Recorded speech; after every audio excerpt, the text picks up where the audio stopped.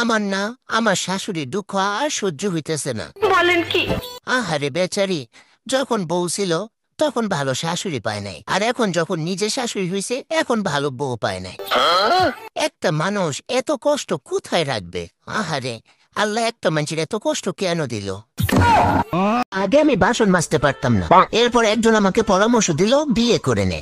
বলেন কি? এখন আমি বাসন মাজার পাশাপাশি ঘর মুছতে পারি, কাপড় কাচতে পারি, রান্না বান্না করতে পারি, 10-20 জনের রান্না অনায়াসে করে ফেলি, আবার বাচ্চা কাচ্চাও পালতে পারি, আবার চিৎকার করে ঝগড়া করতে পারি। বিয়ে করে কত কিছু শিখে গেছি। দেখো, বিয়ে হচ্ছে সবচেয়ে বড় শিক্ষক। এর থেকে বড় শিক্ষক দুনিয়াতে আর কেউ নাই। যে কিছুই জানে না সে সব জেনে যাবে। কোনো টিচারেরও দরকার নাই, শুধু বিয়ে করলেই হবে।